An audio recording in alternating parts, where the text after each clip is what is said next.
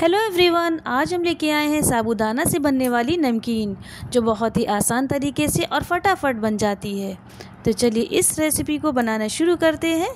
तो यहाँ पर हम ले रहे हैं एक बड़ा सा आलू को छील के धुल लिया है और उसके बाद लेंगे एक ग्रेटर। तो यहाँ पे जिससे हमें ग्रेट करना है उसके छेद देखिए थोड़े बड़े वाली हमें इस्तेमाल करने हैं, छोटे छेद से हमें ग्रेट नहीं करना है। ज़्यादा बारीक छेदों से करेंगे तो बनने के बाद में आलू के लच्छे बहुत महीन हो जाएंगे, इसलिए थोड़े बड़े छेदों का इस्तेमाल कर रहा है हमने। और यहाँ पे देखिए हमने आलू को ग्रेट कर लिया है। आपको जितनी ज़्यादा या कम नमकीन बनानी है तो उस हिसाब से एक या दो आलू आप ले सकती हैं।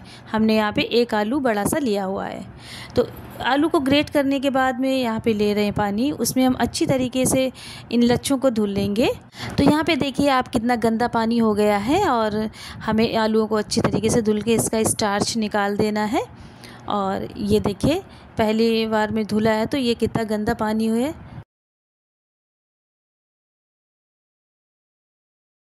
और इसी तरीके से हम 2 बार और इन लच्छों को पानी में धुल लेंगे।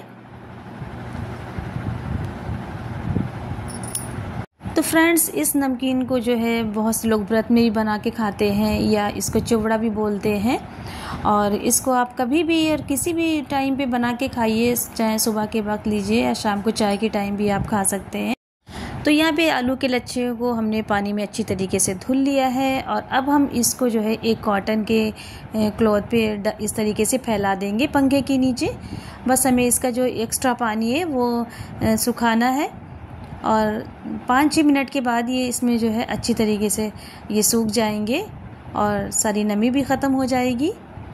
ये आप इसको किसी टॉवल पे या कॉटन के क्लॉथ पे डाल के इस तरीके से हाथ से ऐसे हल्के हल्के से करेंगे तो इसका सारा एक्स्ट्रा पानी सूख जाए। और अब हम यहाँ पे ले रहे हैं एक मीडियम साइज़ की कटोरी में साबूदाना। हमने बड़े वाले साबूदाने लिए हैं और कढ़ाई में पहले से ही तेल गर्म होने के लिए रख दिया था, जो अब अच्छी तरीके से तेल गर्म हो गया है। तो साबूदाना के एक एक दाने खिले खिले और अच्छी तरीके से फ्राई हों, इसके लिए आपको चाहिए कि तेल बहुत अच्छी तरीके से गर्म होना चाहिए। और हाई हीट पे हमने एक दाने को डाल के देख लिया है तो दाना जो है ऊपर आ गया है, तो इसलिए अब हमें यहाँ पे थोड़े और साबूदाना लेके तेल में फ्राई करना है। तो हमने देखिए बहुत सावधानी पूर्वक यहाँ पे थोड़े से साबूदाना को तेल में डाला है। तो जैसे ही हम तेल में डालेंगे ये नीचे से ऊपर की तरफ तेल में आने लगेंगे और चटकने की आवाज़ आएगी। और जब ये चटकने की आवाज़ बिल्कुल बंद हो जाएगी तो समझ लिए कि ये अच्छे से फ्राई हो गए हैं और अब हम इनको यहाँ पे निकाल लेंगे। तो यहाँ पे आप देख सकती हैं, ये देखिए इस तरीके से दाना बिल्कुल खिल गया है और बिल्कुल भी दांतों में चिपकेगा नहीं साबूदाना, बहुत ही क्रिस्पी बनेंगे ये। तो इसी तरीके से हम और बचे हुए साबूदाना को भी फ्राई कर लेंगे। तो ये साबूदाना जो है बच्चों को बहुत पसंद आएंगे, बिल्कुल पॉपकॉर्न की तरह ये फूल जाते हैं और खाने में बहुत ही ज़्यादा टेस्टी और बहुत क्रिस्पी लगते हैं। तो जब बच्चे ये खाएंगे ना तो वो फिर बाहर से चिप्स और पापड़ लाने की ज़िद नहीं करेंगे, बल्कि उनको ये नमकीन जो है बहुत ज़्यादा पसंद आएगी। तो ये देखिए कितने प्यारे लग रहे हैं देखने में, एकदम फूले फूले खिले खिले सारे पॉपकॉर्न्स की तरीके से बन गए हैं। और अब हम लेते हैं आलू के लच्छे जो हमने फैलाए थे सूखने के लिए पंखे की हवा में, वो भी अच्छी तरीके से सूख गए हैं। देखिए पानी भी बिल्कुल नहीं है। और अब इनको भी हम इसी तरीके से हाई फ्लेम पे जो तेल गरम हो रहा है उसमें फ्राई कर लेंगे। तो देखिए ऊपर को झाग उठ गया है, लेकिन धीरे से ये जैसे ही फ्राई होने लगेंगे झाग जो है नीचे बैठ जाएगा। और इस तरीके से हल्के हाथ से चलाते हुए इनको भी थोड़ा सा गोल्डन फ्राई कर लेंगे। तो जब ये फ्राई हो जाएंगे तो बिल्कुल भी अंदर से कच्चे नहीं रहेंगे, बल्कि फ्राई होने के बाद ये भी पूरी तरीके से क्रिस्पी हो जाएंगे। तो यहाँ पे ये लच्छे जो हैं गोल्डन हो गए हैं, तो अब समझ लिए कि ये भी फ्राई हो गए हैं। तो अब हम इनको निकाल लेंगे, ये देखिए। और इसी तरीके से हम बाकी बचे हुए लच्छों को भी फ्राई कर लेंगे। तो जब हम फ्राई करेंगे तो उस वक्त में हमें थोड़ी सी सावधानी बरतनी होगी और बहुत ही एहतियात के साथ में सारी चीज़ों को हम फ्राई करेंगे। तो यहाँ पे आप देख सकती हैं कि आलू के लच्छे भी फ्राई होने के बाद ये देखिए कितने क्रिस्पी हो गए हैं कि एकदम से हाथ में लेते ही टूट जा रहे हैं। तो इसका मतलब ये बहुत अच्छी तरीके से कुरकुरे हो गए हैं और फ्राई हो गए हैं। तो दोस्तों, अगर अभी तक आपने हमारे चैनल को सब्सक्राइब नहीं किया है तो जल्दी से हमारे चैनल को सब्सक्राइब कर लिए और लाइक का बटन भी दबा दिएगा।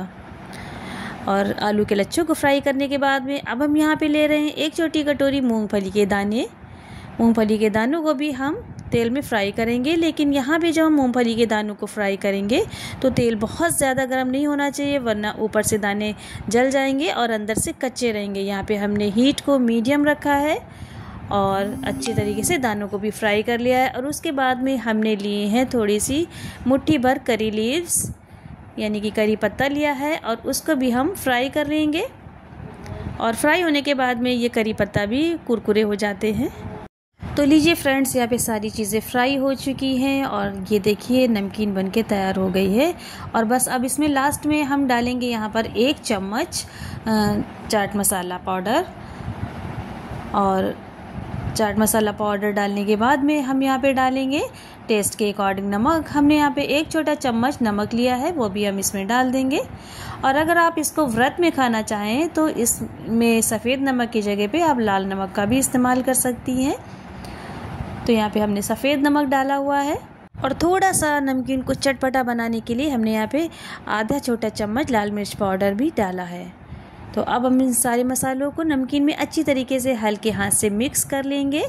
तो लीजिए फ्रेंड्स, बन के तैयार हो गई है हमारी बहुत ही क्रिस्पी, बहुत ही क्रंची, कुरकुरी, मज़ेदार सी नमकीन। और बहुत ही सिंपल इंग्रेडिएंट्स के साथ में जो आपके किचन में ही मौजूद हैं। और अब हम यहाँ पे एक एयर टाइट डब्बा ले रहे हैं, उसमें इस नमकीन को भर के रख लेंगे। तो इस नमकीन को बना के आप 1 हफ्ता तक डब्बे में भर के आराम से इस्तेमाल कर सकती हैं। तो लीजिए कितनी आसानी के साथ बनी ये नमकीन साबूदाने की। तो फ्रेंड्स, आप लोग भी इस नमकीन को ज़रूर बनाइएगा और इन्जॉय करिएगा।